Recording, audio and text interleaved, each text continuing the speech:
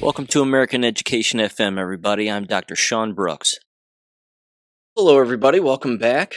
Okay, I'm just going to dive right in. I got a great deal of things here.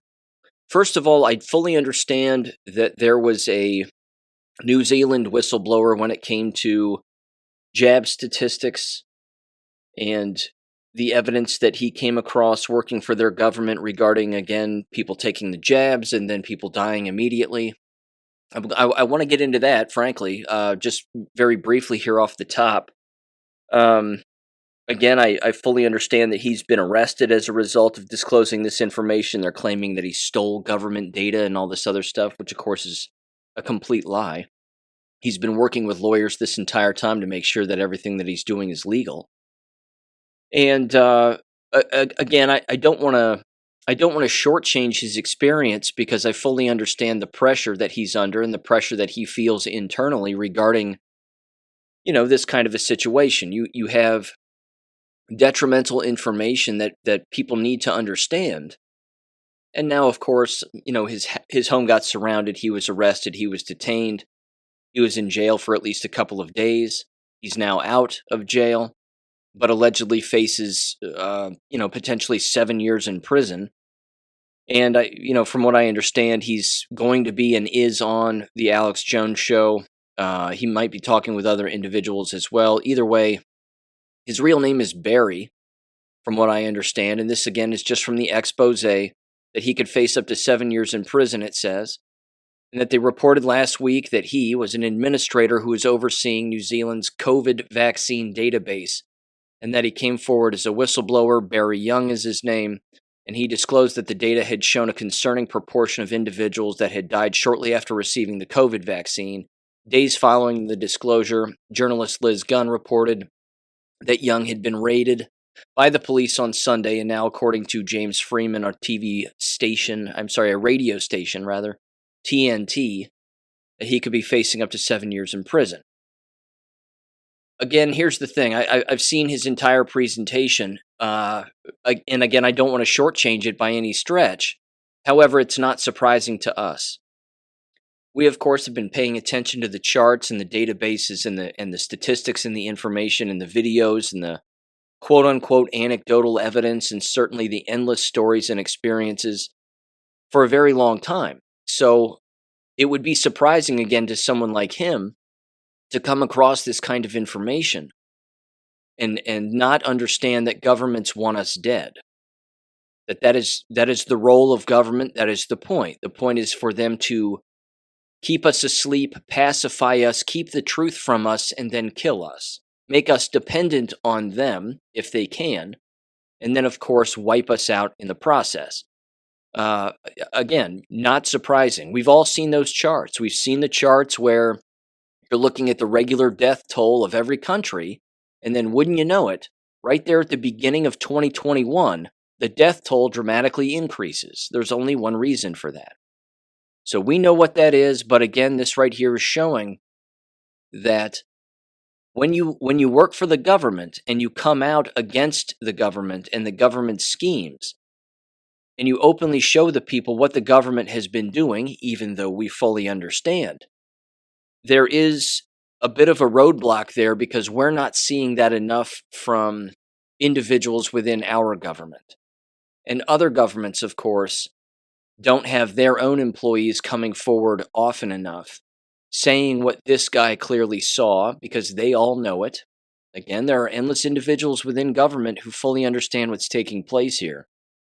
But, if this kicks a ball down a hill that causes more individuals to come forward who are actually working for the government, not just the pharmaceutical industries, because here in the States, we've had those individuals.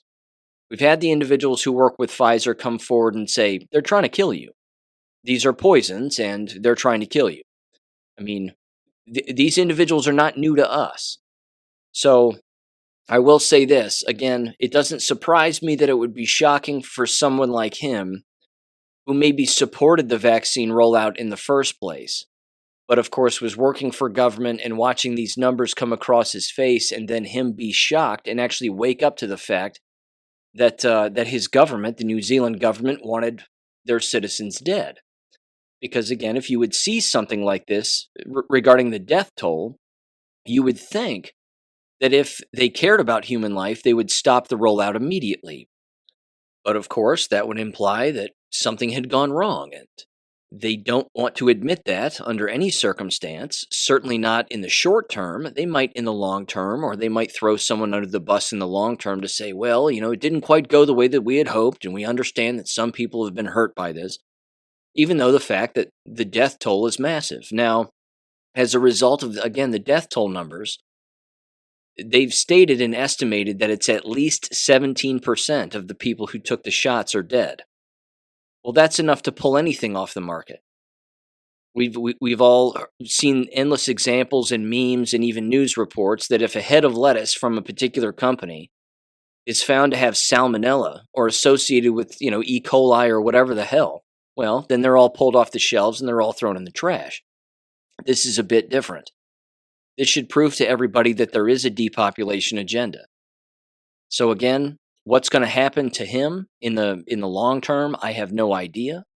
What I hope is that every single person that works within these organizations who knows that there's a depopulation agenda and wrongdoing, that they all come forward at the exact same time.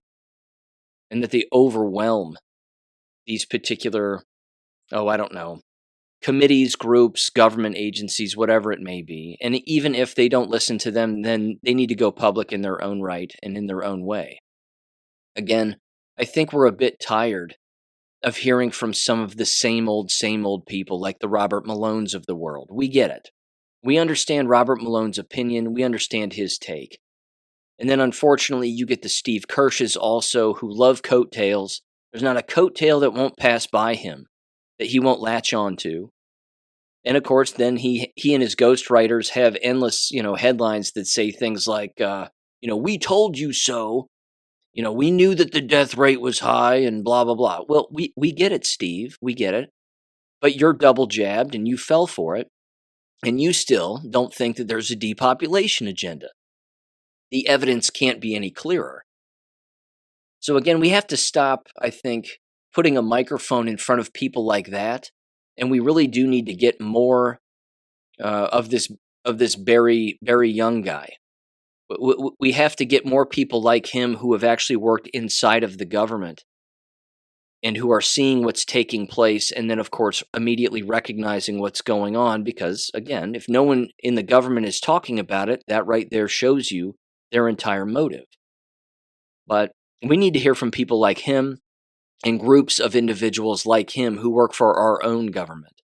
And that's assuming, of course, that they don't get killed in the process of trying to bring this information forward. But again, if the likes of Marjorie Taylor Greene and Senator Ron Johnson are actually serious about this, then they've got to stop talking to Robert Malone.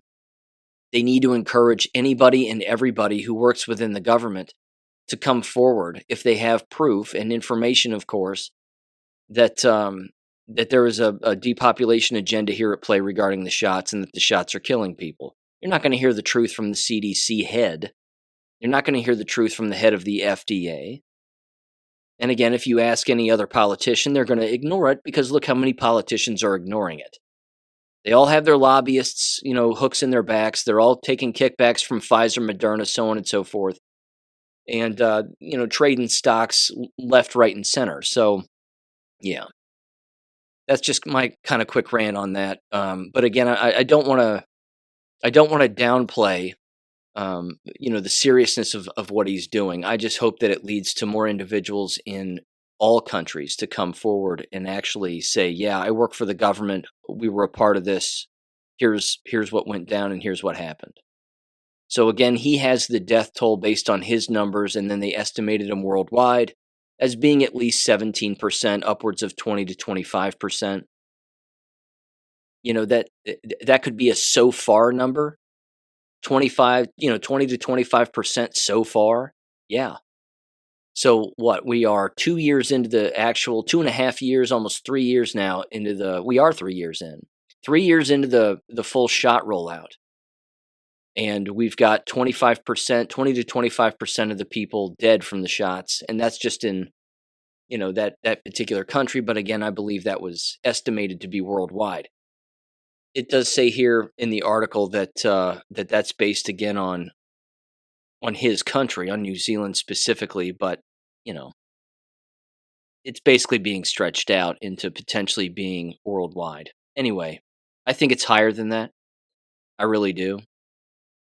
Again, I've been back and forth in the whole placebo talk. Are placebos real? Are they not? I've heard some individuals say that they are, that a third of the shots are placebos. Some people have said half of the shots are placebos. I have no proof of that. I just don't.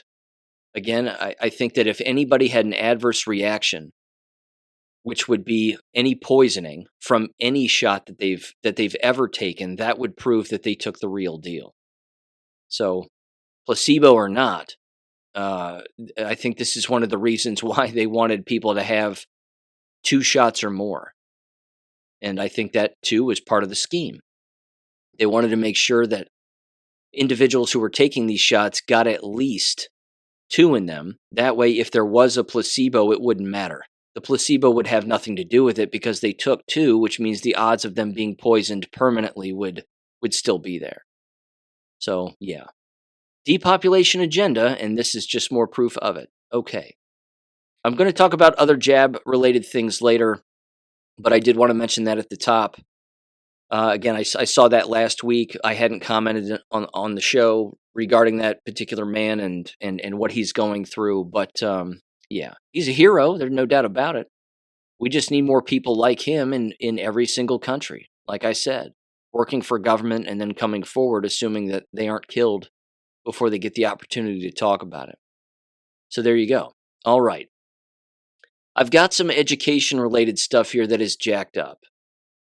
I have just a couple of quick headlines here that I want to hit, but then a couple of stories that I want to dive into a little more specifically. And again, a lot of this has to do with CIA infiltration within both K12 and higher education, specifically higher education. There is no doubt that the CIA is involved, but more specifically actually placed within these universities. And I have a couple of local stories regarding Miami University in Ohio, one in particular that will prove that. It certainly should anyway to somebody who is a thinking person. But first there's this. This was from the Gateway Pundit. It's kind of, your typical holiday mark it on the calendar education story per usual. It's titled Leftist Politicians Demand Catholic School Teach Transgender Ideology. Merry Christmas, everybody. Again, these stories are, they're just too predictable. They're just beyond predictable. But it says the church goes to appeals court to stop takeover by politicians. A Catholic school in Michigan is asking an appeals court to help in stopping a takeover of an institution by leftist politicians who want it to promote their sex ideology. Now, I'm not going to dive into this any more specifically than that. We fully understand that the church is completely compromised.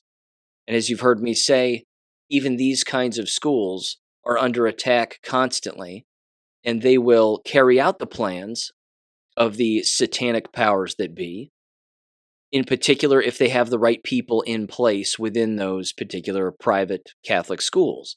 If they do, and they get their orders over email, they're going to follow them out. They're going to follow through with those orders.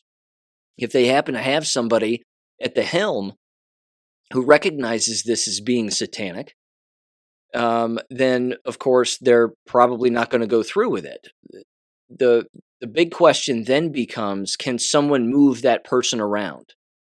Can someone associated with the church at a higher level pull the administration out of that private Catholic school and then move them somewhere else or just eliminate them? And the answer is, yeah, they can. They can do all of that.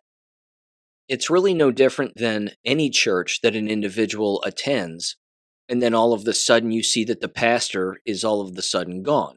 Or the pastor says, well, I'm leaving and I'm, moving to another location and blah, blah, blah. Well, they just got different orders. They got different orders to go somewhere else. And again, I think the last 3+ years have proven that this is exactly what goes on at the church level behind the scenes. These individuals follow orders. They don't question authority. They read their emails just like the doctors do.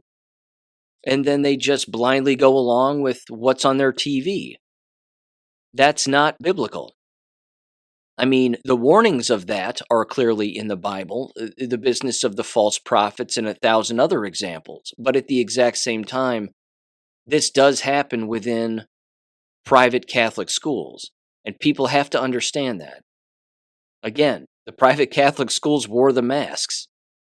But if you have a school, like in this case, that doesn't want, all of their sexual perverse satanic nonsense, well, they might just pluck those administrators. So time will tell, I think, and again, it will solely depend on how private they are. If they are so private that they themselves within their church or their school own the building and no one else has any say over what they do or where they go, well then, they can continue to practice whatever they want to practice because they have the First Amendment and they're allowed to do that. And they're allowed to deny all of the sexual perverse nonsense that clearly individuals want them to engage in. So, I don't know. It's disgusting, but they need to stand their ground, and if they don't, that should tell you all you need to know. Okay. So there was that. There's also this. Also from the Gateway Pundit, my apologies for the reference, but Seattle public school teachers encourage students to write hate letters to Moms for Liberty. Now, this was the organization, Moms for Liberty, that LeVar Burton of Reading Rainbow decided to criticize at some stupid speech that he was giving not that long ago. I want to say last week or the week before, where he was saying that if Moms for Liberty are in the crowd, he asked the crowd if Moms for Liberty were in the crowd, and then he said something like, well, that's good because I wouldn't want to have to get physical or something like that. Raise my hand and slap him, basically. So that should tell you, again, all you need to know about LeVar Burton and Reading Rainbow. I don't even think that exists anymore, but I grew up with that, and my God. I mean, it was right in front of our face, and we had no idea. So anyway, it says the following here. A public school teacher in Seattle encouraged students to write hate letters to the parent advocacy group Moms for Liberty. Moms for Liberty has held the charge against hypersexualized content in schools and for daring to protect our children, has been labeled an anti-government extremist entity by the Southern Poverty Law Center. Well, there you go. Again, that should tell you just about all you need to know. And they've got some of the letters here. Let me see. LGBTQ rights are human rights, one of them says. Another one says, gay is slay, stop being a rat. I don't even know what that means. But there you have it. Moms for Liberty co-founder Tiffany Justice told the Daily Signal that public school administrators should put our public taxpayer dollars toward fixing the abysmal reading scores in the United States rather than writing hate letters. Taxpayers spend over $18,000 per student every year on public education in the Seattle public schools, and there's no world in which activism in schools is more important than the basic skills of reading and writing. Well, she's right, except this is also, as you would expect, an entire indictment of the American K12 teacher education university apparatus also, because that's what they're teaching all of their students. And I've seen this firsthand. This was not necessarily something, in fact, it didn't exist when I was in college. Not where I was going to school at Miami University. This did not happen. But it did happen when I returned. 9-10 years later, I thought to myself, my God, I don't recognize anything that's happening here. And then, of course, over the last 6+ years, it's gone straight to hell. Because everybody is all about activism because that's all they know. They don't know anything about philosophy. Again, you've heard me say before that, and I've even written about this specifically in my book, Discourses on Education, that you're never going to hear the names Socrates, Plato, Aristotle, Marcus Aurelius, Epictetus. You're never going to hear these names in a teacher education program. They do not go back in time and teach people about the history of teaching and learning. Now, you would think that would be the first place they would start. And then they would teach those individuals and those philosophies, because again, those were arguably some of the earliest, and then they would go right through Christ himself. And then they would teach a little bit about that. Of course, we know they wouldn't, but you get what I'm saying. And then you would come all the way up into the 17th, 18th, 19th, 20th century. And then you would have to expose the connections between those centuries and the people that were perversing everything. And then, of course, that would lead you into the names of Edward Thorndike and John Dewey, who are basically the architects of what we are seeing now, along with the Frankfurt School. They don't teach these people. And if they do bring up Dewey, they bring him up in a very positive light, even though he was a humanist, a communist, a Marxist, and a complete piece of trash.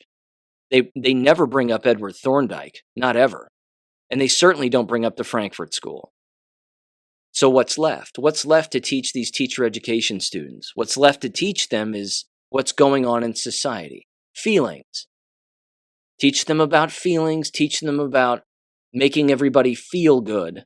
Throw a bunch of technology at them and say, use all these technology pieces, and then what do you get? You get exactly what that Westerville City School special education coordinator stated in their last board meeting. He said you end up with young teachers who don't know how to teach their subject unless they have technology in front of them. And I would take it a step further and say they can't teach their subject at all anyway, because look where they came from. Now, with that said, that leads me to this, and this was tossed to me by a family member. And they basically said, what do you think about this guy? What do you know about this guy? The fact is that I had to look this individual up, and it's actually nice to finally have a face and a name associated with this. And I've warned about things like this before, in particular in the last episode and numerous previous episodes, but this right here should prove it. And it has to do with the subject again of these predetermined education programs or initiatives or whatever you want to call them, projects even, that pseudo-conservatives and rhinos and neoconservatives have lined up for an incoming conservative, quote-unquote, politician into either the White House or anywhere else. And then they want to redo or reintroduce something into American K12 education. And in this particular case, you'll recognize the name.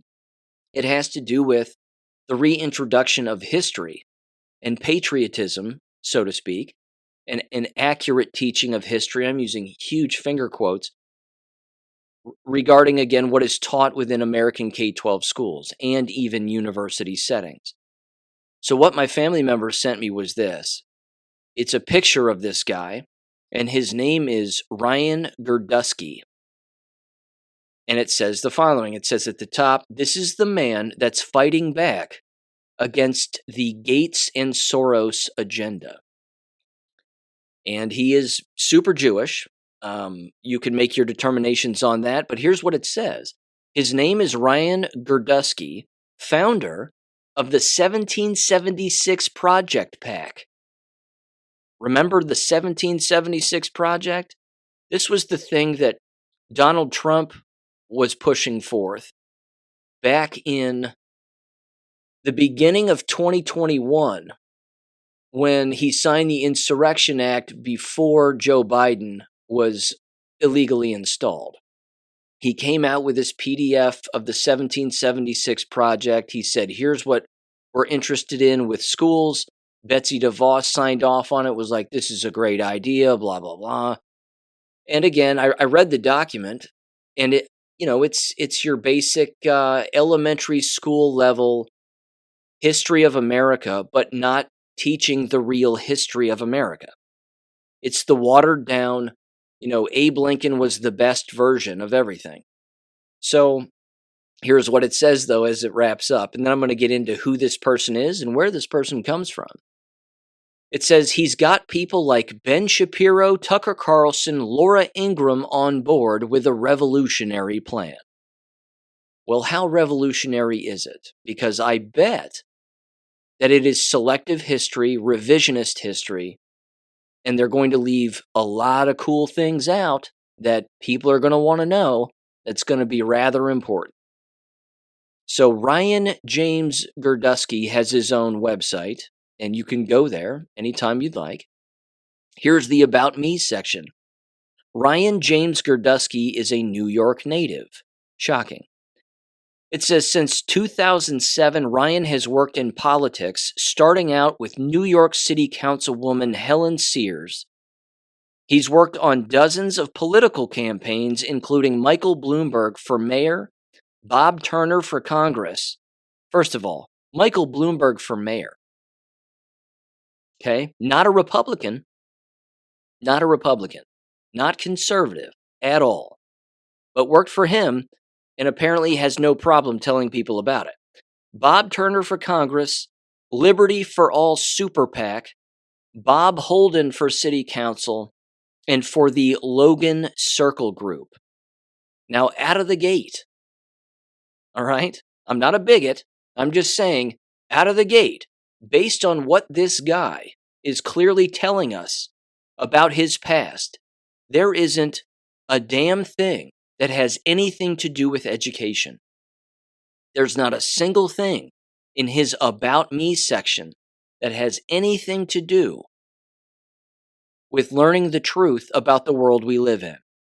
Never been an educator, no degrees in it, not qualified by any stretch, but again, has apparently written a document or was a part of a document that has to do with introducing the 1776 Project PAC into the American schools across the nation.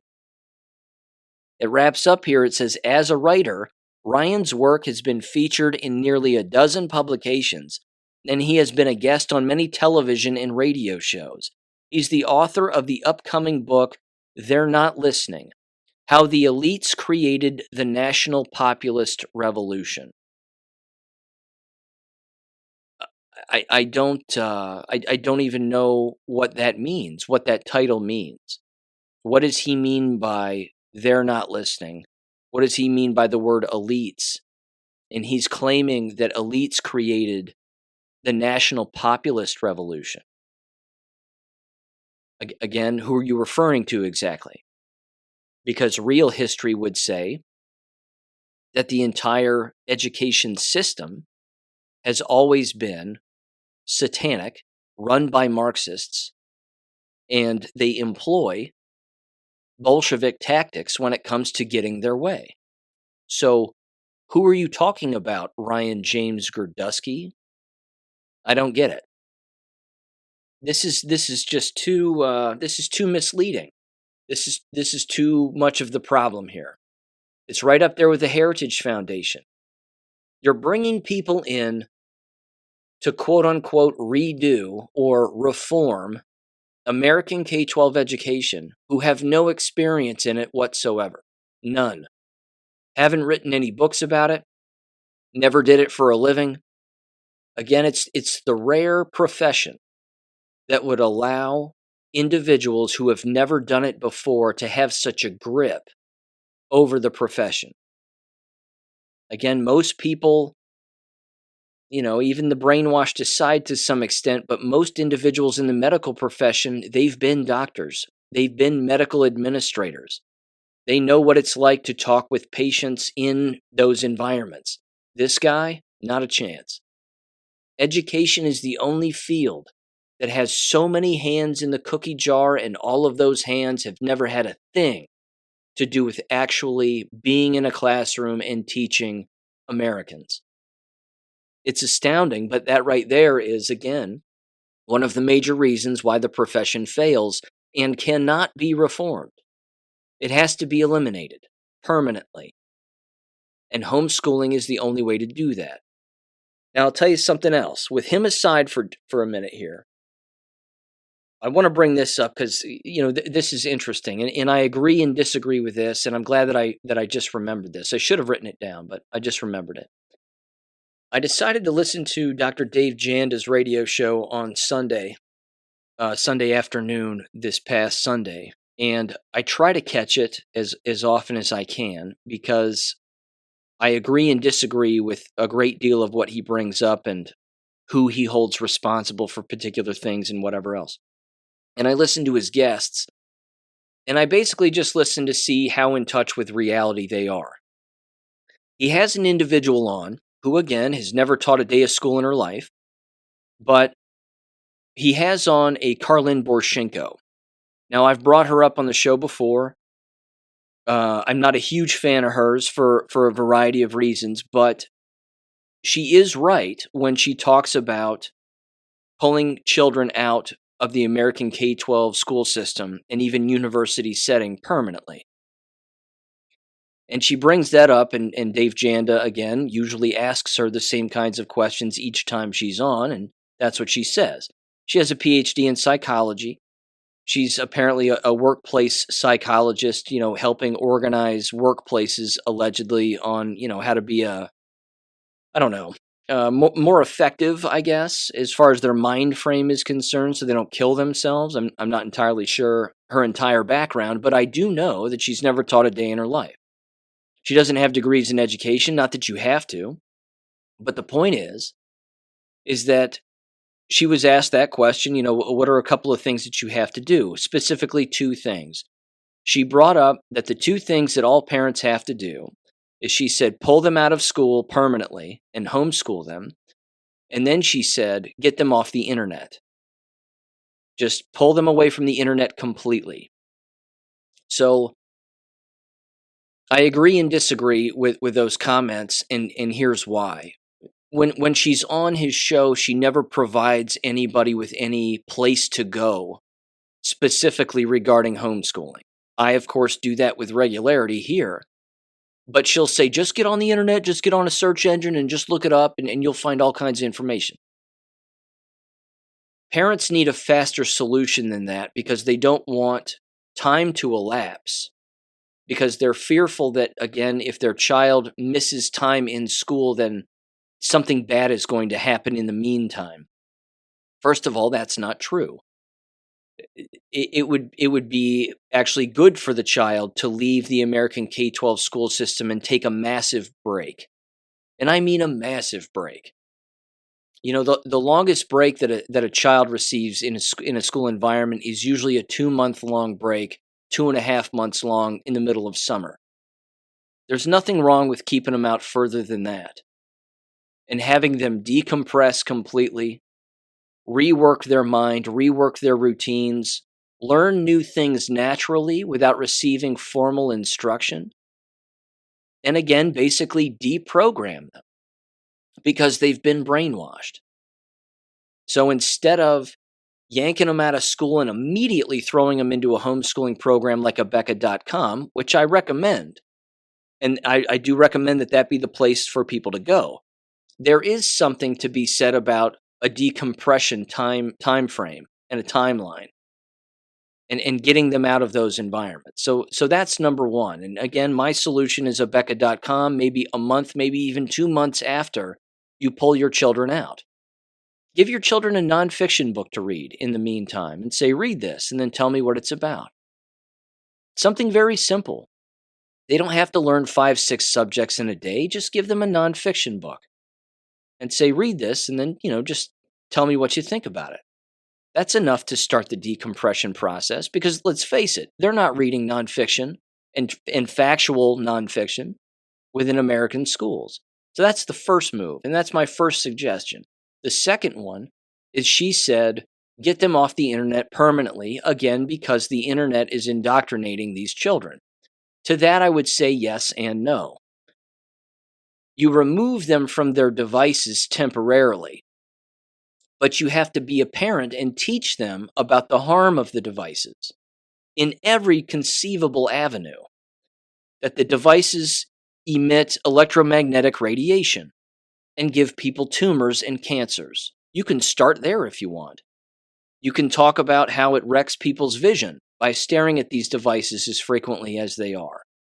You can show them videos online that exist of individuals, again, having the electromagnetic frequency of these wireless devices next to children, and how an EMF reader next to those people just shoots through the roof regarding the numbers on the meter. There are lots of different ways and angles that you can educate a child about these kinds of devices and the internet. And then what you have to do is you have to specifically talk about the internet itself, why it was created, and what's going on in the modern time now with the internet. You've heard me say this before too, that I recommend that you get children off of YouTube and you get them on things like Telegram, Gab, Rumble, and BitChute. You're not going to find people jumping into bathtubs full of Fruit Loops or children playing with toys nonstop as their parents whore them out to toy companies so that they make all this money reviewing toys and all these other stupid shows that exist on YouTube, which, let's face it, those are the ones that children tend to watch. And then, of course, all the sexualized programming and so on and so forth.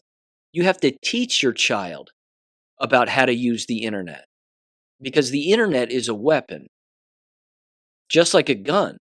If you don't teach a child how to use a gun, they're going to shoot themselves or somebody else. They're going to pinch their fingers in the lock of the gun. They're going to pinch their fingers doing this, doing that, loading a bullet. And then when it comes time to actually shoot it, they're going to shoot it in the wrong direction and, walk around with their finger on the trigger all day long. That's why instruction matters. This is the role of the parent, though. This is not the role of government. Because people in the school environment are not teaching their children about these kinds of things. I mean, hell, you've heard me say this. If you walk into a K12 school and you look at them and you ask any of their employees, raise your hand if you know what Gab is, and raise your hand if you know what BitChute is. Hardly any hands will go up in the air. And I mean that.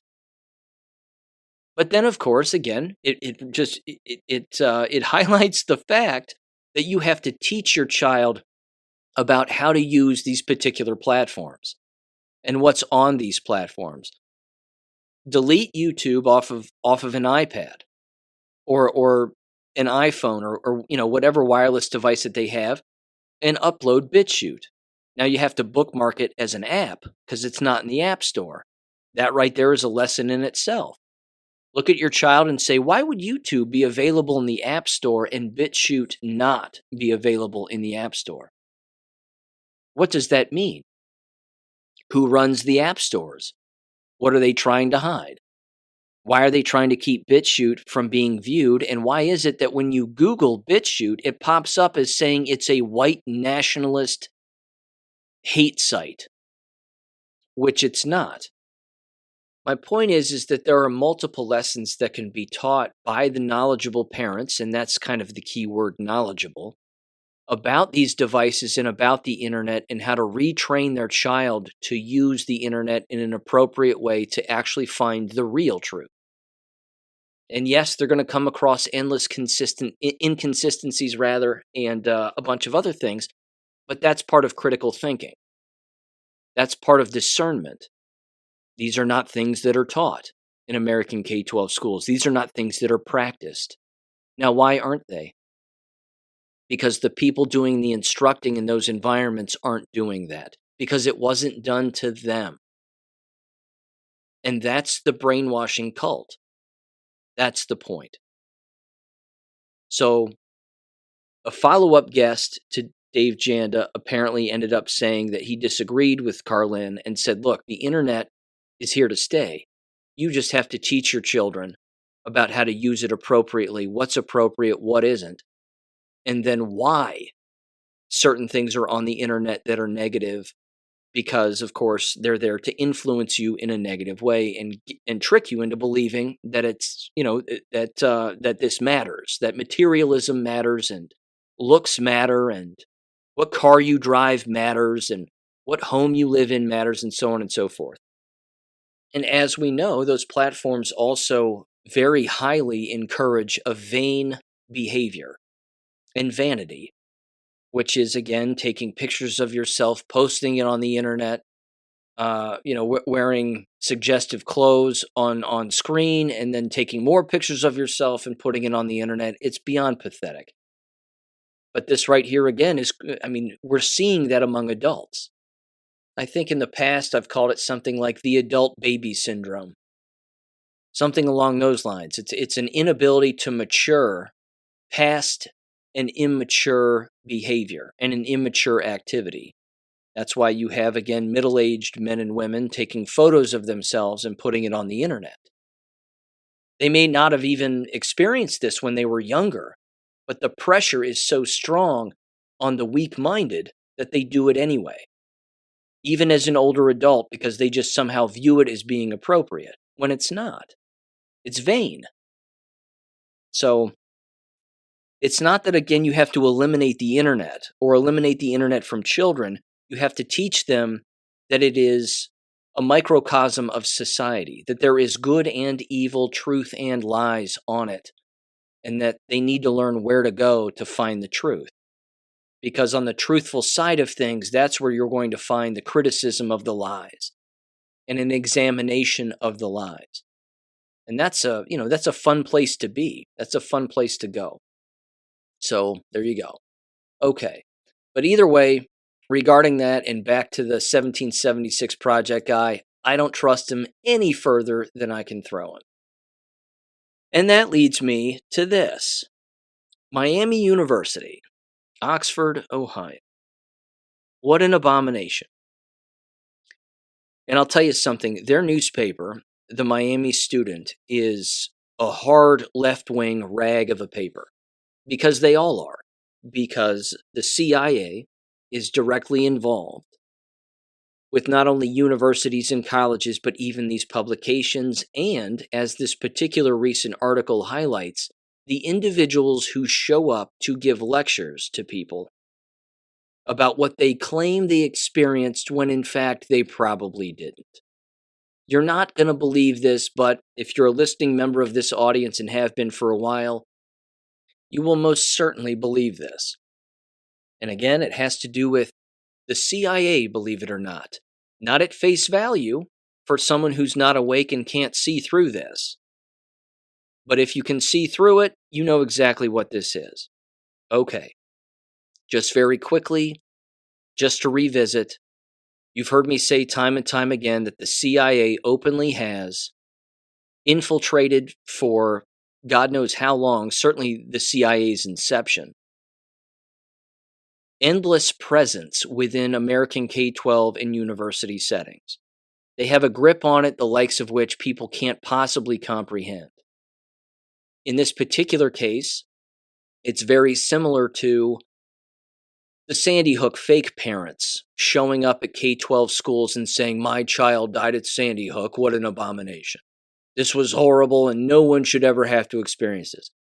It's a CIA operation to brainwash people into believing that the event that they're referencing happened and that that person who is the speaker was actually associated with it, when in fact, neither is true. So, here comes the latest story. This is from the Miami Student. It is titled, "The Shooting Never Stopped, quote unquote. Israel Festival Attendee recounts October 7th experience." They brought in a guy who visited Miami University on an apparent whim. And it says below the caption here the following: almost 2 months after the attack, El-Hai, E-L-H-A-I, visited Miami University to bring light to his experience. The discussion was hosted by Miami's, I'm not sure what that is, Hillel? I don't know. Some Jewish organization, apparently. Sorry, I'm not Jewish. I don't know what that is. Either way, ask yourself this one question at face value. What are the odds that someone who was there during that false flag event, which it was, would actually make their way to Southwest Ohio, to a university surrounded by cornfields, to give a lecture to students who allegedly want to know about it or whatever? What are the odds of that actually happening? It's slim and none and slim left town. There's no way that that would happen if the CIA wasn't involved and Mossad involved. And the CIA and Mossad are two fingers wrapped around one another on the same hand. Always have been, still are. And they're right here. They're right here in the town where I live. And they're in your town too. If you have a K12 school district and a university nearby, ladies and gentlemen, they're toying with you too. Now, with all of that aside, let me mention this also. There's ample proof that the story and the narrative of what went on in Israel on October 7th isn't the way that it went down. I've heard endless stories countering what this particular individual is claiming he experienced, which, let's face it, he didn't. And if he did, he's Mossad or CIA or both. Some of those stories include the fact that the so-called parachuters, that was CGI. That's one story I've heard. Another one is not only was it CGI, but that they were, in fact, IDF soldiers and that they were given permission to shoot people. Another story I've heard is that no one was shot. That the whole thing was just staged on multiple cell phones and multiple cameras to make it look like there was chaos when in fact there wasn't. Now what are you hearing in the news? Just the other day, you're hearing all of these American politicians, in particular women, be asked about and pressure endless individuals to talk about the rapes and murders, but specifically rapes of Israeli women and girls at the hands of Hamas. I have no proof that anyone was raped. None. Zero. But you have, again, the likes of that New York congresswoman, the one who was, I believe, allegedly trafficked as a child. What's her name? I can see her pale white face. Anyway, my apologies. She slipped my mind. But Jaya Paul was another one. She was on CNN, and she was asked about it, and she goes, look, rape's horrible, but there are atrocities on all sides and XYZ. But the CNN host, again, was specifically honing in on rape. That we have to get individuals to believe that people were raped on October 7th and the days after as a result of that attack. No proof of that at all. And we know, again, that the news receives orders from Mossad and the CIA to bring up talking points on their platforms. Again, if a person doesn't know that, then they're believing what they're hearing, just like the students who are remarkably naive within this environment. They're believing what they're hearing. They're being brainwashed in real time. I feel terrible for them. I truly do. I'm sitting here looking at a picture of them, and I've put this story on Gab. You can read this article, which I'm about to read now. But, yeah. And there's also this I should add. There's this story from, thecradle.co. It's titled, Border Surveillance Footage from 7th of October Disappears, Say Israeli Officers. Israeli Reserve Officers, it says, I can read, say that surveillance video and audio recordings from the Gaza border during the Hamas attack have been deleted, potentially to prevent an investigation into what happened that day. Why would that be the case? Maybe it's because nothing happened. Maybe it was because the entire thing was staged with cameramen all over the place. That's a fact. There's ample footage of that. I think they had CNN cameras there also. And then, of course, the whole 40 dead babies lie and 1,000 other things. But I just feel bad for these university students because they have to listen to this guy feed them lies, as if he was actually there. So here's what it says. This was from December 2nd. Quote, several months before the gates opened at Supernova, one of the biggest festivals in Israel, Ram El Hai, R-O-M, capital E-L dash capital H-A-I, thought this would be the year he wouldn't attend. It says the DJs weren't ones he knew well, and the ticket prices were too steep. Nevertheless, the 29-year-old Israeli ended up getting a good deal on tickets by volunteering there for 4 hours. He would receive a free ticket for the rest of the day. That's a nice story. That's a really nice story that lots of college students could relate to, potentially. Then it says October 7th arrived, and El High and his 2 friends were at Supernova dancing into the early morning. El High said by 5:30 a.m. the floor was packed with almost 4,000 people from across the country. An hour and a half later, it was deserted. He said there were people screaming and crying, but he was initially concerned with the rockets and bombs overhead. His first thought was, oh no, the party's over. Rockets and bombs overhead. Oops, there goes the story. There were no rockets and bombs overhead. It was supposed to just be gunfire, I thought. See how this works? Do you see how remembering a lie is so difficult? This is what happens. You don't need a good memory when you tell the truth. Unfortunately for these people and these intelligence agencies, they're not too intelligent. He then said this. The next day, Israel declared war on the Palestinian group Hamas. Then the article says the 3 of them made their way back into their cars, while police officers told everyone to take their things and leave. For him, it was very low stress. But his ease changed to confusion and then fear once he spotted armed police officers going into the forest. What forest are you talking about? It's a desert. What forest? When you think of Israel, do you think of forests? Are you kidding me? It then says, quote, or he said, quote, why, if there's a rocket in the sky, what can the police officer do in the middle of the forest, he thought at the time. There weren't rockets in the sky. He's selling a story to naive college students that is false. The article continues and says a car shot by beside them and crashed into 3 cars, getting stuck in one of them. The woman driving rolled out of the car with a gunshot wound. A police officer on scene told everyone to get out of their cars and run. El High only had the things in his pockets. At this point, he and his friends had run into the woods, but still did not know the severity of the situation, so they tried to get back to their car to figure out what to do to get out of there.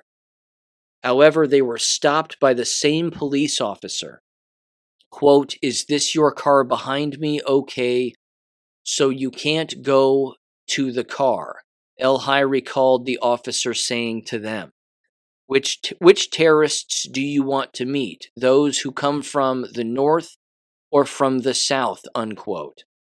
They went back into the forest. What forest? It then says by 8:30 a.m. news outlets had picked up on the story and he was getting phone calls from his family. I think to myself, quote, okay, I'm in the middle of terrorism. It's not a good time to speak with family, unquote. But also I thought, if I won't answer, they'll think I'm dead. I gotta tell you, I'm so sorry. I just think this is so funny. This is such a terrible script. Who says that? Who says that last line? Okay, I'm in the middle of terrorism. Who actually says that? No one.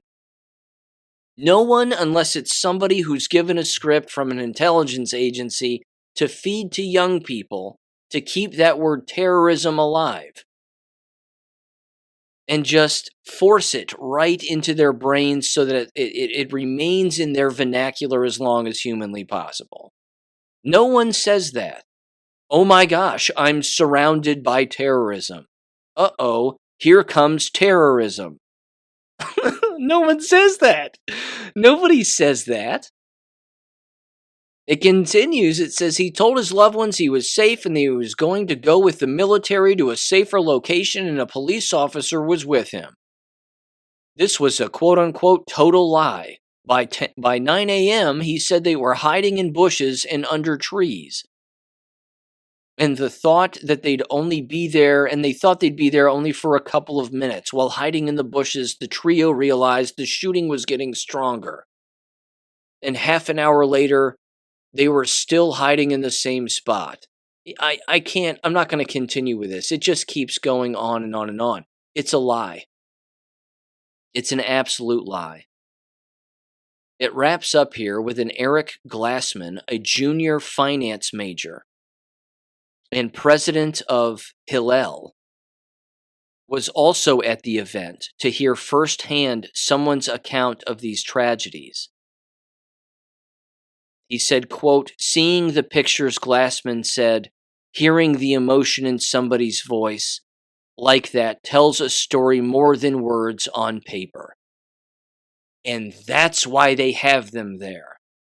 They have them there to reiterate a false story that the fake media brings to people so that they can drive the nail further into their brain and get them to believe that it's real when in fact it isn't. And scene. The end.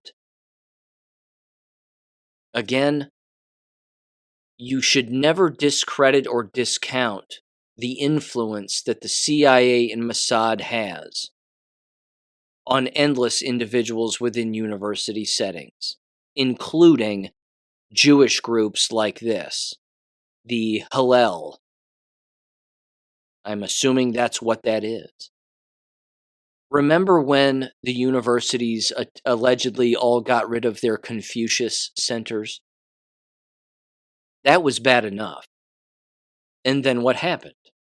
They got rid of their Confucius centers, and then their Chinese population dropped dramatically across the nation. Bill Barr's DOJ openly said that they were a spy agency or a terrorist organization or something to that effect. They disappeared, they stopped getting funding, and then, wouldn't you know it, the Chinese population dramatically declined. How about we get rid of these Jewish organizations and watch what happens? But that's not going to happen, is it? Because they're too intertwined in our society. They have too many hooks in too many people, too much influence. What if these Hillel organizations are Mossad operations? I think they are. Why wouldn't they be? The entire university is CIA. CIA and Mossad work with one another. You see the connections here? It's all done to further brainwash the professors who are there working there and the young people who are attending. So I'll end this particular story by simply saying this. The octopus is real. The tentacles are everywhere. And if you send your children to a university setting, they don't stand a chance. Not unless you tell them the truth about what they're going to be experiencing, which is this. But again, I'm telling you, it's too risky. It's just too risky. If they don't know that what they're watching on their TV, and hopefully they don't own one, but if they're watching their television and they don't know that what they're seeing is a lie, and that what their professors are relaying to them in their classroom settings and lecture halls and so on is a reverberation and highlighting of that lie, then they don't stand a chance. So if you're more knowledgeable on the subject, then you need to bring this to the attention of your children who are attending these places. But I'm telling you, it's a CIA Mossad amusement park, and your children are overpaying for a game. And the game is unfortunately for their mind. And that's not a game. That's a war. Now, I just found this out, and this is kind of interesting. Can't make this up. Oddly enough, this is the subject matter, and this is happening live as I'm recording this. The House Education Committee in Washington is holding a hearing about anti-Semitism on college campuses. Well, wouldn't you know it? So Virginia Fox is the chairperson, the head of the committee here. And she's questioning Harvard, UPenn, and MIT's presidents about each school's actions on anti Semitism in the wake of the October 7th attacks. Let's hear what she has to say. And then she goes down the line again with all the presidents, and they all say the same kind of crap. We love free expression, we love freedom of speech, but we don't encourage any kind of hate. Well, isn't that hypocritical of all of you? Because if somebody brings up something that's counter to one of your personal beliefs or your political ideologies, all of a sudden you throw the book at them. You engage in all the Bolshevik tactics that exist. You engage in all of these human resource department attacks on endless individuals, professors and students alike, to the point where they are guilty before proven innocent. And ultimately they don't have a single chance, because then they're disciplined and they have to write some paper about how what they said was hateful and blah blah blah. I'm telling you, these environments are dangerous because they're all controlled. This one, again, I put a screenshot up of it on Gab. The one screenshot exemplifies the absurdity of the entire thing. You have both sides of the political aisle screaming that they're not anti-Semitic, that they all love Jews no matter what. You've got a woman sitting behind the co-chair wearing a mask, and it's a mask I've never even seen before on a person's face. It's almost like she's wearing a biohazard mask. I'm not kidding. A couple of people in the crowd wearing masks. The place is filled with Jewish individuals and everybody else, and they're all watching and listening intently to see what anybody is going to say. And if they even slip up once, well, they can say goodbye to their career. But here's the audio from this opening statement from the chairperson, and then she runs down the line of the presidents, and you'll hear all of their scripted answers. It's beyond pathetic. They're all bending the knee to Israel, ladies and gentlemen, in 3, 2, 1. Before I ask my questions, let me do some housekeeping. Under Committee Rule 9, we'll now question witnesses under the 5-minute rule. I remind members that I'll strictly enforce the 5-minute rule. So members are advised to keep your questions succinct so the witnesses have time to answer. Please don't talk for 4 minutes and then ask the witness a question. We've heard from many students that they do not feel safe. You've talked about that in your statements. But the anti-Semitism we've seen and on your campuses didn't come out of nowhere. There are cultures at your institutions that foster it, because you have faculty and students who hate Jews, hate Israel, and are comfortable apologizing for terror. How did your campuses get this way? What is it about the way that you hire faculty and approve curriculum that's allowing your campuses to be infected by this intellectual and moral rot? President Gay, I'm going to ask you to give me a brief answer. I also would invite you to follow up with more in writing, and we will follow up with you. So I will go down the line, President Gay, and President McGill, and President Kornbluth. Thank you, Chairwoman Fox. Again, anti-Semitism has no place at Harvard. When we recruit faculty, we do so with the understanding that they are joining a community where we honor, celebrate, and nurture open discourse, both on the campus and in the classroom.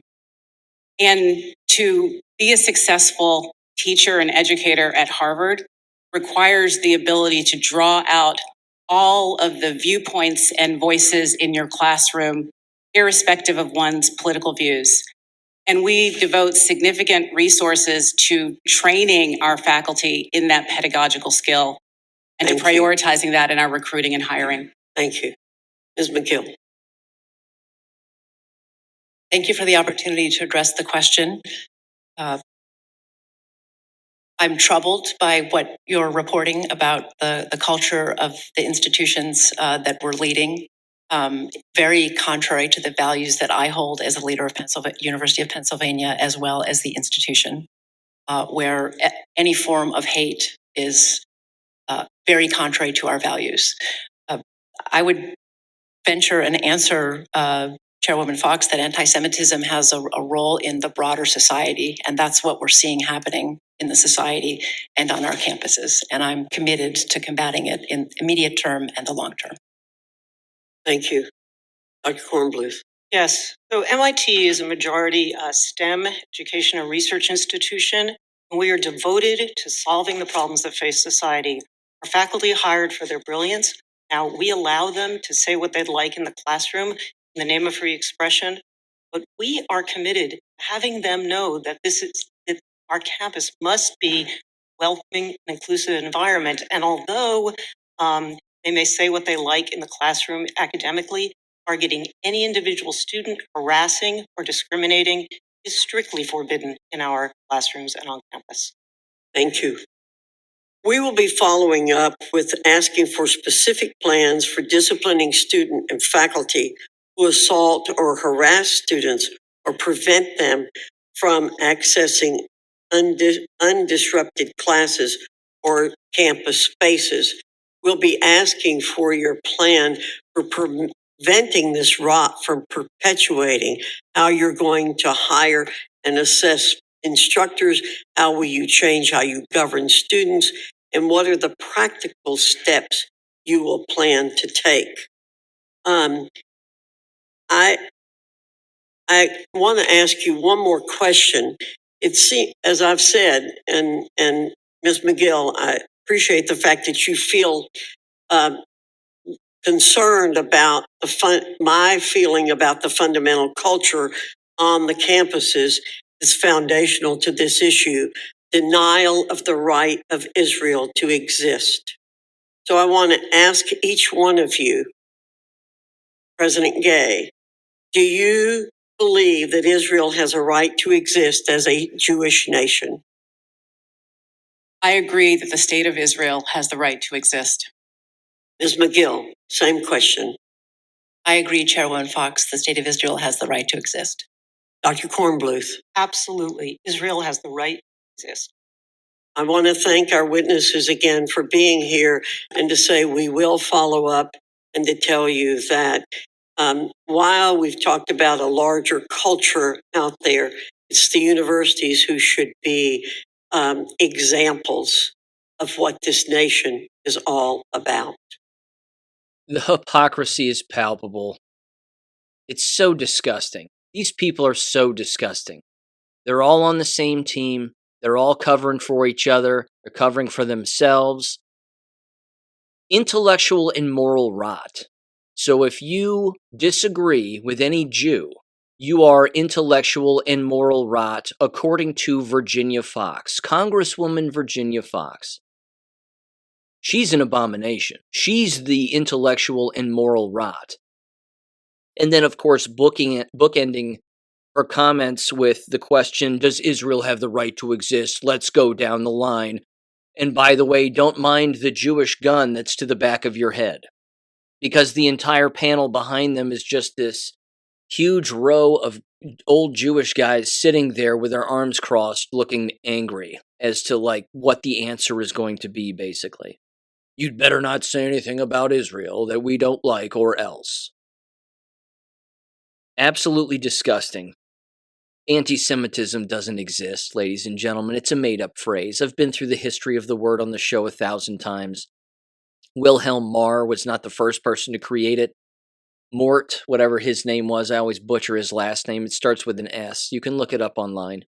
He was the first one to create it in the 1800s. He said, I don't like people making fun of Jews, so we're going to call them anti-Semites. That's it. That's what we'll do. Then it was in all the newspapers, anti-Semitic this, anti-Semitic that, and then Wilhelm Marr popularized it even more and brought it more into the mainstream because he was his protege. It's a made-up word. It's completely fake. But this right here should also prove to you that all of these individuals are corrupt, every single one of them. And this right here, again, for anybody to claim or say that our government isn't run by Israel, Mossad, and satanic, specifically Jewish individuals, well, I don't know what else to tell you. I don't know what else to say. That pretty much proves it right there, doesn't it? In that 1 5-minute clip. Everybody's got their hooks in their backs. The octopus tentacles are wrapped around everybody. There's no avoiding it. They're all right there in one giant room. And now they want to work together to get government intervention and universities to work together to make sure that we tighten our hiring practices and that we do whatever we can to make sure that we maybe put a question on the old survey or the old resume, application form basically that says, do you support Israel's right to exist? And if you say no, well then we're going to throw your entire application in the trash. I like how they didn't bring up the Bolshevik tactics that were used on Harvard's campus and Columbia University's campus. You know, with the trucks with the giant video messages on the side of pro-Palestinian or Middle Eastern students who attended the universities with their face, phone number, address in an effort to dox them the way that Bolsheviks do. I bet that didn't get brought up in the committee at all. Strange. And then, of course, like I said, she bookends it by saying, well, this right here is what has to happen. American universities have to exemplify all that America stands for. If that were true, then the First Amendment would exist and anybody could say whatever the hell they wanted to. But that can't happen, and that isn't happening. So no, they aren't exemplifying everything that America stands for, because if they did, they wouldn't exist. Universities wouldn't exist. If you say bubkiss about anything Jewish related on a college campus, you get your head cut off. That's not the American way. In fact, the American way is, if you say anything against America or you're not allowed to criticize anybody, you get tarred and feathered. That's the American way. That's the good old-fashioned American way. But these places, I'm telling you what, when Steve Bannon says, university campuses are the most unsafe place for Jewish students and Jewish professors. No, they're not. They're more protected there than anywhere else. And they're openly telling you that they want to come down with massive reform and policy reform that protects them even more than they already are. You heard me say again, Joseph Goebbels was right when he said they're not going to quit until criticizing them is punishable by death. He said it back in 1945. He was right. I think it was 45 or 43. But I read the quote on the show. He's 100% right. They won't stop until you can't say anything about them, or else you'll get kicked out, and then you'll get killed. American way my ass. This is disgusting. It's beyond disgusting. And again, in the words of George S. Patton, when everybody's thinking alike, someone's not thinking. Well, Patton was right yet again, because that room is gross. Okay, that leads me to this. Speaking of gross, and again, speaking of protection and not being able to criticize anybody, look at the protection that more Miami University students have. In particular, one individual who writes for the Miami Student in their opinions section, a Sasha Capinos, if I'm saying that right. This is titled, Stop Calling It Christmas Break. You know where this is going. It's a picture of a Christmas tree and a menorah right next to each other. It says the following. I'm going to read this in its entirety because it's gross. Again, like clockwork, these same old don't say Christmas anymore stories. Every single year. Where do they come from? Who perpetuates these? It's not Christians. It's the people who think that Jesus Christ is boiling in a pond full of feces on fire. That's in the Talmud. So let's read what this individual has to say. And yes, they happen to be Jewish too. Here's what they said, quote, "As December approaches, the holiday season draws upon us, and many families prepare for massive feasts, yearly reunions, and gift shopping. Actually, we look forward to the birth of Jesus Christ, but whatever. Anyway, they continued, they said, when we drive down our streets, we see houses lined with sparkling Christmas lights, pine trees, and statues of old Saint Nick. But what about the people who don't celebrate Christmas? Well, what you also see, of course, are the manger scenes, because of Jesus. That's what Christmas is about. She apparently doesn't know this. And you can't have Christmas without Christ, so there's that too.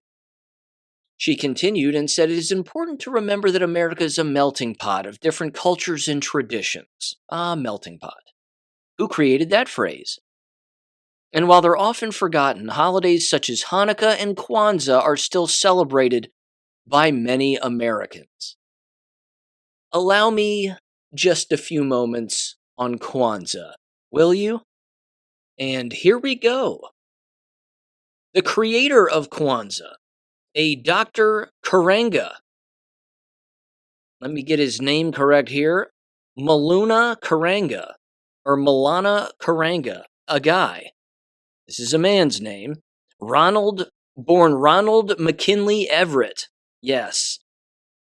Such an African name, Ronald. Ronald McKinley Everett, otherwise known as Dr. Karanga, born in 1941, started this whole thing regarding Kwanzaa in 1966, modeling the holiday after the African first fruit traditions, which oddly enough also has a bit of a menorah associated with it regarding 7 candles.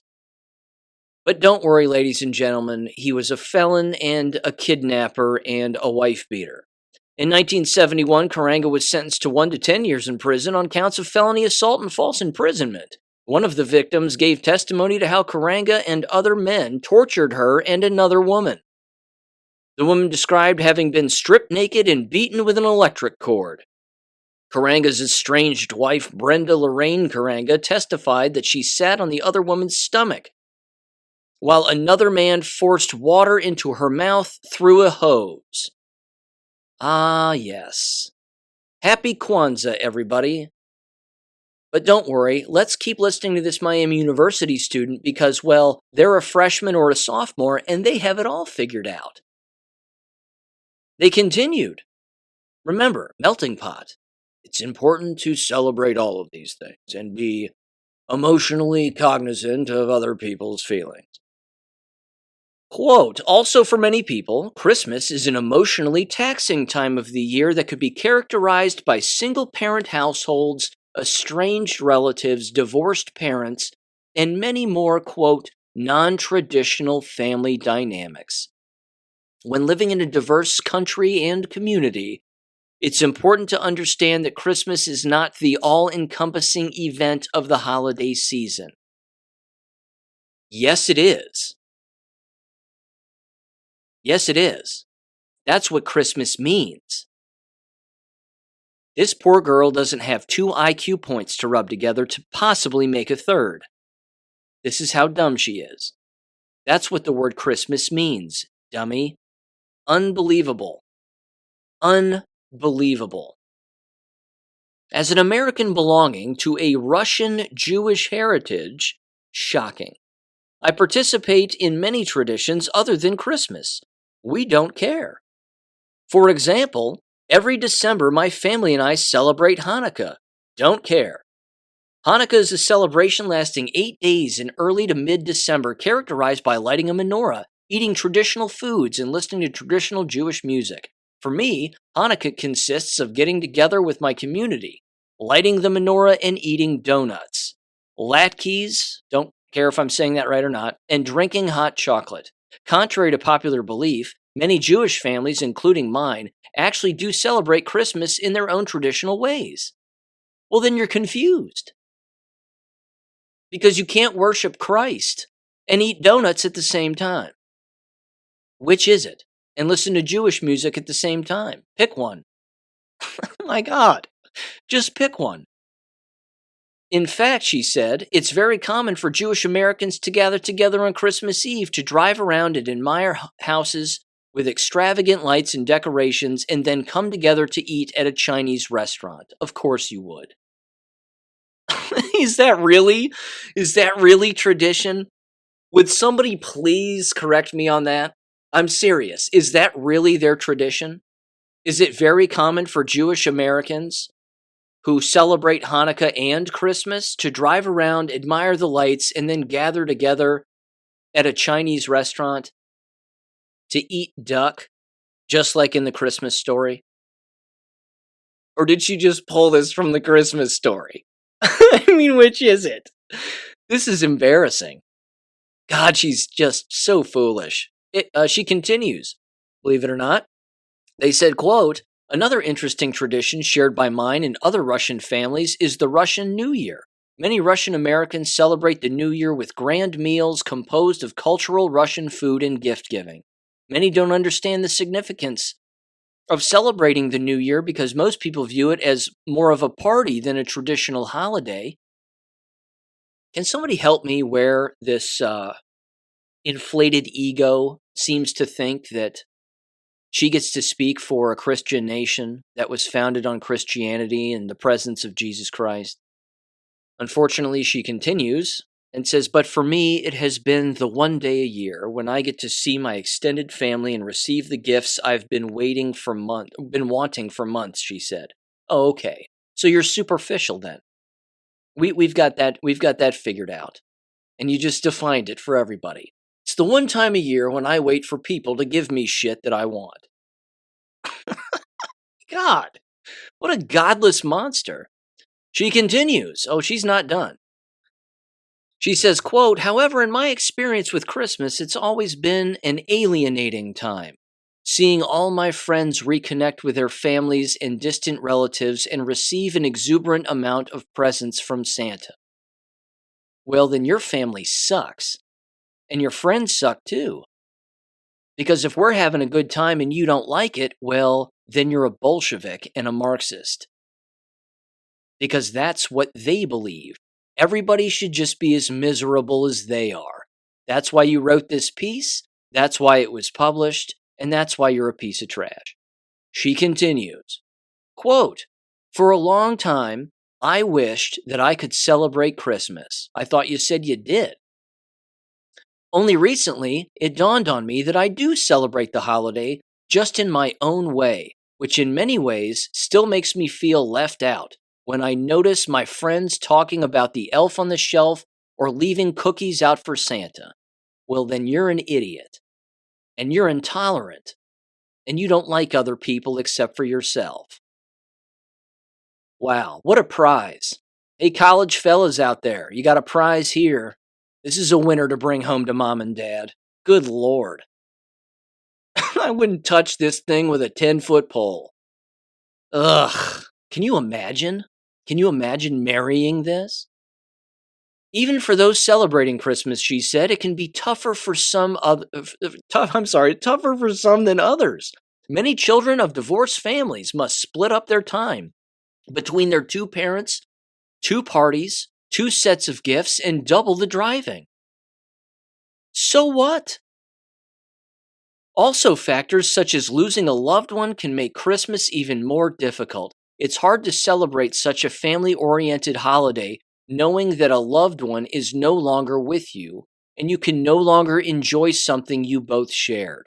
Oh my God. Do you hear how godless this person is? That if a family member dies, we should just stop doing everything. Because this college student said so, this Sasha Kapinos. Go to hell. How about that? Go to hell. She continued, Christmas is not always the easygoing, lighthearted holiday it's cut out to be, especially when it comes to difficult family dynamics and deceased loved ones. This joyous holiday loses its Christmas joy and spark and can become an event that some would rather avoid. Yet, well, you would, clearly. Yet still, this time of year can still be one of great celebration and joy. Not around you, sweetheart. Not around you. God, you're disgusting. She wraps up, last one, I promise. She said, quote, "So, whether you celebrate Christmas, Hanukkah, Kwanzaa, or nothing at all, this holiday season is the perfect time to get together with friends, family, and loved ones. This time is about cherishing the people in your life no matter which holiday you celebrate," unquote. You're a hypocrite. You're a hypocrite. You apparently can't read what you just wrote. And then you end it with that? I'll tell you what, the brainwashing is over flippin' whelming. It's overwhelming. This person doesn't stand a chance. Not a chance. They're not going to make it. They have to be at least triple jabbed. They're probably glowing like a Christmas light or a menorah right now walking down the street. They've got so much biological weapon in them. Unbelievable. But it strikes again, ladies and gentlemen, the "don't say Christmas." Well, I have news for this Sasha Kapinos. Merry Christmas, Sasha. It's the birth of Jesus Christ. You know, that guy you hate who made you? He made you, and you hate him. Think about that. Wrap your head around that. Read the Bible. Get your head out of the Torah and the Talmud. And how about you read the Bible for once? But, ladies and gentlemen, we have to forgive her because she knows not what she does. And she doesn't. She doesn't know what she's saying. That's how stupid she is. Now we get to highlight her stupidity as the day is long. Free will, after all, right? Well, I'm going to do it. And I just did it. And if something else like that comes up again, well, I'll do it again too. So forever, that Sasha Kapinos will be stamped into a podcast episode that she'll never ever hear. And if she does, well, you have a lot of learning to do. Okay, moving on. Get a load of this. Got an update from Kim Carter. This again had to do with her children's school in Dayton, Ohio regarding the jabs. And again, their Facebook group post thing regarding their school. Get a load of this one. This is different, and it specifically has to do with a specific student who apparently had a heart attack. And then Kim's response. Kim sent this to me, this first post, which I'll read here in a second. I texted her back and I said, ask in the Facebook group, that of course goes out to, I'm sure, numerous people, how many shots did they take? How many COVID shots did the kid take? And then she sent back her response, and I'll read her response. It was fantastic. It was absolutely professional and totally perfect. Here's the post, though. This is from a Sarah Gosser at Northmont High School. Northmont family, she said, quote, "We have a student and a family who is in crisis. If you live in Inglewood, you've probably met a Manjan Pfeffer, if I'm saying that right, or Pfeiffer, something. Their family has made a continuing and ongoing impact on our community, and their son Luke, who's had a surprising cardiac episode, or has a very surprising cardiac episode, resulting in lots of surgeries, lots of prayers, and lots of continued travel to Cincinnati, where he's located. By God's grace, this young man has made it through what seemed impossible. Those of us that have seen God work before are not surprised to see him work again. We are incredibly grateful for his mercy and his grace. I could go on and tell you about his mom, grandparents, aunties, and siblings, and Luke, but you already know. Support this family if you feel lead. As always, the family appreciates your prayers and support. Hashtag Northmont Strong." Here's Kim's reply. Quote, Kim Hill Carter. "I'm a registered nurse. I've taught AHA CPR for the last 9 years. Children having cardiac events prior to 2 years ago was very rare. This family will be in my prayers. It's possible this is the reason for the tragedy of this experience," and she links a peer-reviewed article. I'm certain it's the reason for the EKG testing at the school we were all notified about this week. Everyone that has taken the COVID vaccine is at severe risk. Please go and get a full cardiac workup, D-dimer labs, troponin levels, there we go, stress test, and an echo.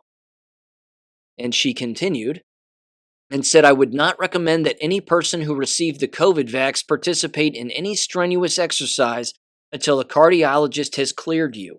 Depending on how many shots you have received will determine the extent of the damage. I hope I am wrong, but unfortunately I am not. And then she included an article with the title, Cardiac Side Effects of RNA-Based SARS-CoV-2 Vaccines, Hidden Cardiotoxic Effects of mRNA 1237 and BNT162b2 on ventricle myocyte function and structure, unquote. Oops. More facts strike again. I'm telling you, that right there is perfect. These school-related Facebook groups that put out these messages of a sick kid or a dead staff member or whatever, if you're not replying with the fact that it's the jabs and again, exactly what Kim just said right there, what everybody should do regarding the jabs if you've taken them, and understand that this is already common knowledge among all of us and published beyond anything that they, of course, would ever read. Not to mention the numerous documentaries that exist that they've never even heard of and 1,000 other things. I mean, Link died suddenly, or The Viral Delusion, or any of these, Fluvid-19, any of these other documentaries in those Facebook groups. Just let them have it. That's one way to help wake people up and scare the shit out of them. They have no idea this is going on. They're like, well, a kid had a heart attack. It's completely normal. No, it isn't. No, it isn't. How many shots did he take? That's the only question anybody should ask. How many shots did he take? Don't take any more. The other thing, too, is the residual effects and the long-term effects of what happens when a person has a heart attack, regardless of age. Your chances of having a stroke increase by like 50 to 75%. It's inevitable that this kid is now going to have at least one stroke in the future. At least one. Probably in relatively short order. I'm hoping that doesn't happen, but that's the medical statistics. That's the way that it goes. Now, of course, here's what else they don't understand, because people are still wearing masks. I'm still seeing them, and I'm starting to see more. I don't know about anybody else. I mean, I'm trying to not travel too much, but in my occasional errand running, that's what I'm seeing. I'm seeing more employees of places wearing masks, which is really depressing for a variety of reasons, but they're wearing masks around a bunch of people who are not. So it really does, again, continue to beg the question, what is it that you think you have figured out that the rest of us don't? This particular article hit the mainstream just the other day, at least it was on Disclosed TV. It's titled, peer-reviewed, or whatever that's worth. This is out of the BMJ, the Archives of Disease in Childhood. It's titled, Child Mask Mandates for COVID-19, a Systematic Review. Looks like 6 authors. And here's what it says. Abstract. Mask mandates for children during the COVID-19 pandemic varied in different locations. A risk-benefit analysis of this intervention has not yet been performed. Sure it has. Either way, it continued and says, in this study, we performed a systematic review to assess research on the effectiveness of mask wearing in children. How about everybody? Unfortunately, this is an everybody problem. Here's what it said. It said, quote, we performed database searches up to February of 2023. It says the studies we screened by title and abstract and included studies were further screened as full-text references. A risk of bias analysis was performed by 2 independent reviewers and adjudicated by a 3rd reviewer. Results. We screened 597 studies that included 22 in the final analysis. There were no randomized controlled trials in children assessing the benefits of mask wearing to reduce SARS-CoV-2 infection or transmission. The 6 observational studies reporting an association between child masking and lower infection rate or antibody seropositivity had critical or serious risk of bias. All 6 were potentially confounded by important differences between masked and unmasked groups, and 2 were shown to have non-significant results when reanalyzed. 16 other observational studies found no association between mask wearing and infection or transmission. Conclusion: real-world effectiveness of child mask mandates against SARS-CoV-2 transmission or infection has not been demonstrated with high-quality evidence. The current body of scientific data does not support masking children for protection against COVID-19, unquote. So the jury's now in. It's always been in, but at least it's out there now for the dummies to understand. Masks don't do anything, never did. Now let's ask the why question. Why is it that masks don't have anything to do with transmission or infection? In particular, preventing it. What could it be? Could it be because coughing and sneezing doesn't transmit infection? Could it be that electromagnetism is the way that people become ill? Could it be that mask wearing reduces oxygen in the body, which is more likely to make a person sick? See, that's another avenue that they didn't touch on. How many people wearing the masks got ill?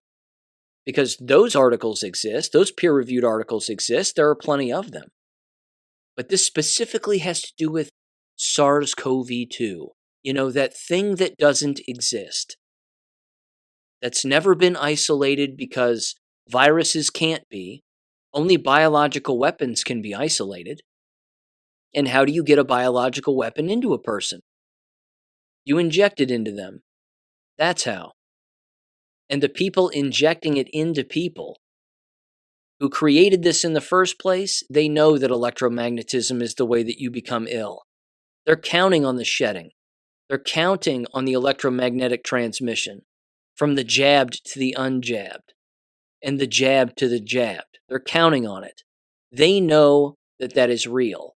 They know that germ theory isn't real. They know that terrain theory is not a theory but real. And they know that electromagnetism is real. That's what that article just proved. It didn't just prove that wearing masks as children doesn't have any impact on their health from a COVID standpoint.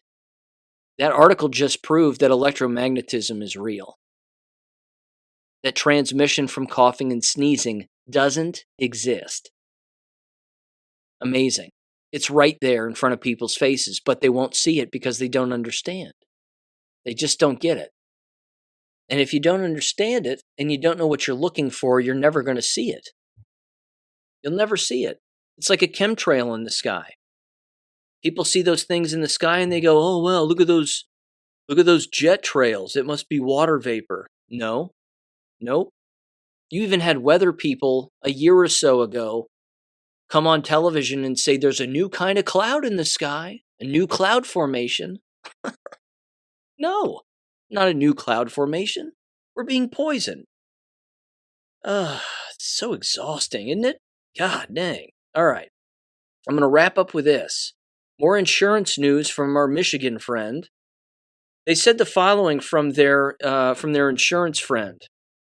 So I'm hearing this, of course, through a couple of people here, but it says the following here.